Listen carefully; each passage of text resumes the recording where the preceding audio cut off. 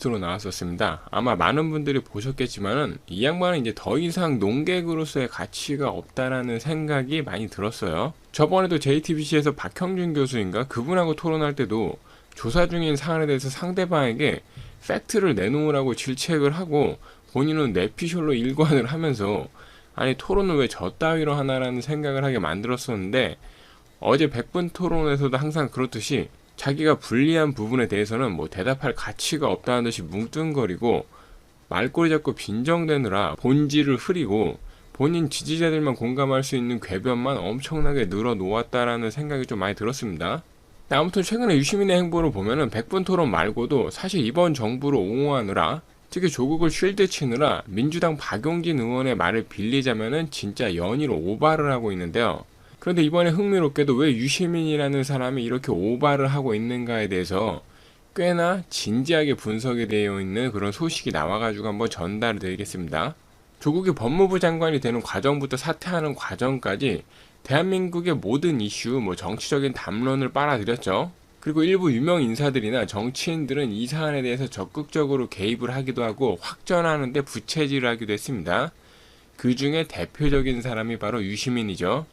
그는 라디오에 출연하거나 자신의 유튜브 방송인 알릴레오를 통해서 조국을 적극적으로 변호를 했고, 최성해 동양대 총장에게 직접 전화를 하기도 했으며 정경심의 자산관리인 김경록을 인터뷰하면서 적극적으로 조국과의 행보에 나섰는데, 도대체 유시민은 이런 행보들을 왜 했을까요? 유시민의 이런 행보에 대해서 언론들은 지금 유시민이 원하는 게 바로 책봉이기 때문에 이런 행보를 보이고 있다라고 이야기하고 있습니다. 책봉이 뭡니까? 사전적인 의미로 임금이 왕비나 왕세자, 왕세손, 세자빈, 세손빈 등을 봉하는 것이라고 나와 있으며, 한마디로 이 책봉을 받아야 왕권에 도전할 수 있는 권리가 생긴다는 것이죠. 그렇다면 유시민은 누구한테 책봉을 받아야 될까요? 당연히 1순위는 문 대통령 그리고 친문계일 겁니다. 하지만 유시민이 이 책봉을 받기는 굉장히 쉽지가 않은 상황인데, 여태까지 그의 정치적인 행보를 한번 살펴보면은 유시민은 노무현 정부 시절에 노 전 대통령의 정치적인 경호실장으로 불렸고, 친노의 적자임을 자임을 하면서 열린우리당 출신의 친노 세력 일부를 규합해서 2010년에 국민참여당을 창당하기도 했습니다. 하지만 당시의 친노 세력 모두의 지지를 받지는 못했죠. 친노 세력 대부분은 민주당을 떠나지도, 그리고 참여당에 합류하지도 않았고, 결국에 2011년 상반기에 재보궐선거에서 참패하고 유시민의 참여당은 급속하게 존재감을 잃어갔습니다. 그 국면에서도 유시민은 민주당과 합당이 아닌 통합진보당 합류라는 선택을 하게 되는데, 이러한 일련의 행보들은 오히려 친노 세력 내부에서 유시민에 대해 비판적인 기류를 강하게 만들었죠. 이러한 유시민의 행보들이 그를 친노의 적자에서 자연스럽게 탈락시켰다라고 보고 있습니다.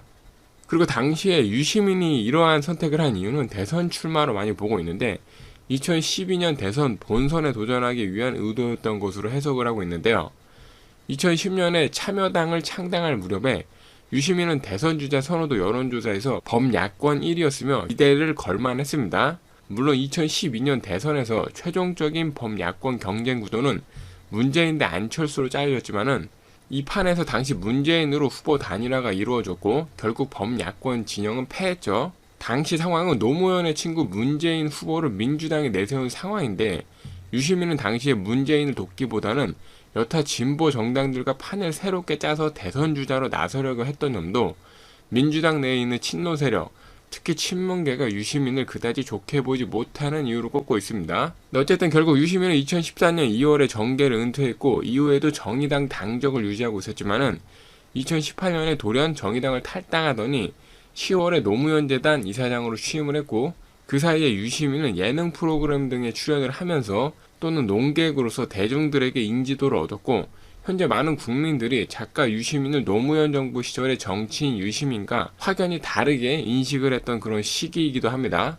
결과적으로 유시민은 여러가지 시사 예능 프로그램을 통해서 대중들에게 그의 이미지는 더 유연해지고 좀 유식해 보이고, 강성 진보 이미지가 사라지고 중도층 사이에서 호감도를 꽤나 높였습니다. 그리고 대선 주자 지지율 조사 결과를 보더라도 항상 상위권을 차지하고 있었는데, 아마 이러한 상황들이 유시민이 보기에 이 정도면 이미지 쇄신이 좀 많이 되었다라고 판단을 했는지 갑자기 유시민은 모든 방송에서 하차를 했고 노무현 재단 이사장 취임을 시작으로 정치적인 행보에 들어선 것으로 보고 있습니다. 물론 본인은 아니라고 하지만은 그 말을 믿기에 그가 하는 행동들이 너무나도 정치적이죠. 그리고 많은 분들이 유시민을 민주당원으로 착각하는 분들이 있는데 유시민은 민주당원도 아닙니다. 물론 이해찬과는 정치적인 이해관계로 엮여져 있지만은 그렇다고 해서 민주당 내부에 남아있는 그에 대한 부정적인 여론을 불식하고 정치적인 기반까지 이해찬이 닦아줄 수는 없는 일이죠. 아마 유시민은 정치판에 복귀를 한다면은 꼭 필요한 지지 세력인 친노 세력, 그 중에서도 친문계의 마음을 어떻게 살 것인가 이게 고민이었을 테고 그는 철저하게 몸을 낮춰서 대선의 뜻이 없음을 강하게 어필하는 것을 그 방법 중에 하나로 생각을 했을 것입니다. 당연히 유시민은 정치적인 욕심이 없다는 것을 당시에는 강조할 수밖에 없었을 텐데 그 이유는 당시 민주당 내 상황을 보면 알 수가 있습니다. 최근은 그렇지 않지만은 당시 민주당 내에서는 자칭 그리고 타칭 대선 주자로 거론되는 사람이 굉장히 많았죠. 유시민이 여기에 섣불리 끼어들려고 했다가는 뭐 조기에 털릴 가능성만 높아졌을 것이고 정치판에 복귀하려고 한다면은 그것도 민주당 측에 숟가락을 얹어가지고 복귀를 하기 위해서는 당시에 잘 나가던 민주당의 심기를 거스리면 안 됐을 겁니다. 우선 눈치 빠른 유시민은 일단은 조용하게 지내다가 기회를 잡아가는 편이 유리하다라고 판단을 내렸을 것이고 현재 국정에 돌아가는 상황을 유시민은 관전을 하면서 자신의 이미지 구축에만 신경을 썼을 것으로 보이는데요. 하지만 문 대통령의 지지율은 국정 운영 시간이 지나감에 따라서 하락세로 돌아섰고 유력 대선 주자들이 악재로 하나씩 탈락하기 시작을 했죠.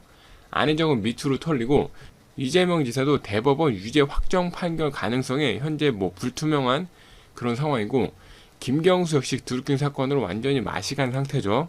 반면에 유시민은 알릴레오로 또다시 존재감을 알렸고 이를 통해서 자신의 대중적인 인지도하고 민주당에서 연달아 터지는 악재로 우왕좌왕하는 지지 세력도 규합하기에 이보다 좋은 기회는 없을 것으로 판단을 했을 겁니다. 이러한 일련의 상황들이 유시민이 다시 정치판으로 적극적으로 뛰어든 것으로 보이게 만들었던 계기로 보이고 현재까지로 보았을 때 유시민이 해왔던 행보는 그 결과가 그다지 나쁘지 않은 것으로 보이죠. 특히 우덜편에게는 현 정부를 구하기 위한 흑기사 이미지에 각종 여론조사를 보더라도 유시민은 항상 유력한 대선 주자로 현재 거론이 되고 있습니다. 그런데 여기에 더해서 조국 사태까지 터지면서 유시민은 정말 좋은 기회가 온 거죠. 더욱더 자신을 어필하고 지금 궁지에 몰린 집권 세력과 조국을 구하는 수호천사로 나설 수 있는 기회. 하지만 언론은 유시민의 과도한 조국 구하기에 대해서 세자 책봉 문제를 지금 빨리 종결지으려는 노력으로 해석을 하고 있습니다.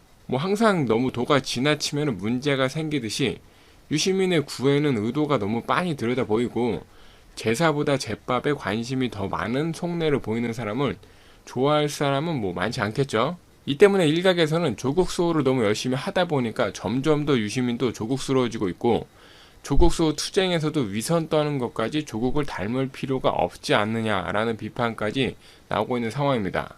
어쨌든 유시민은 그러든지 말든지 여태까지도 조국 구하기에 열을 올리고 있고 이를 위해서 온갖 궤변을 늘어놓고 있죠. 최근에 이를 위해서 정경심의 자산관리인의 인터뷰도 하고 그 인터뷰를 자기들 마음대로 짜집기 해가지고 논란까지 빚었으며 KBS와 검찰이 유착관계라는 식의 말도 안 되는 시나리오를 남발하기도 했고 검찰을 쿠데타 집단으로 몰기도 했으며 최근에는 JTBC까지 저격을 하면서 유일하게 조국 수호를 하고 있는 사람은 자신뿐이라는 것을 다시 한번 각인시키기 위해서 연락에 노력을 하고 있는 상황입니다.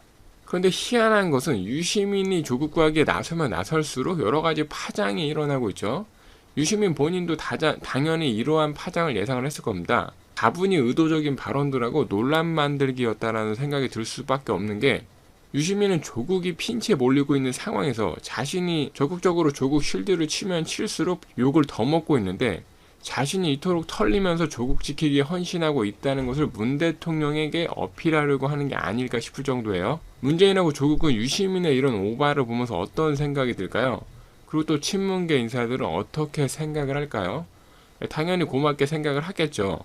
이미 조국은 야당하고 여론에 의해서 걸레가 된 상황이고 한마디라도 자신의 편이 필요한 시점에서 유시민 정도 되는 스피커가 쉴드를 쳐주는 것은 당연히 고마운 일일 겁니다. 하지만 그럼에도 불구하고 유시민의 행보는 조국 수호하는 이들에게 그리고 여권의 지지자들에게 조금 찝찝하게 보일 수밖에 없는데 이상하게도 유시민이 열과 성을 다해서 조국을 구하는 것처럼 보이지만 항상 결과적으로 봤을 때는 관련 이슈를 더 부각만시키고 깔끔하게 해명이 되거나 조국에게 그다지 도움이 되는 일은 별로 없었습니다. 동양대 최성해 총장에게 유시민이 전화한 사건도 그렇고 김경록 자산관리인에게 인터뷰한 사건, 그리고 그 편집한 것 때문에 논란이 된 거나 원본 녹취록 공개만 보더라도 이게 과연 조국에게 도움이 되었나라는 의문이 들 수밖에 없게 만들죠. 최근에 KBS를 저격한 사건이나 검찰을 적폐 조직으로 몰아붙인 것 역시 마찬가지입니다. 오히려 일각에서는 지금 이게 조국 교하기가 아니라 조국 죽이기다 라고 돌려까기다 라는 말까지 나오고 있고, 항상 이 양반이 참전해서 쉴드를 칠 때마다 논란만 더 가중되는 그런 상황이 많이 발생을 했죠.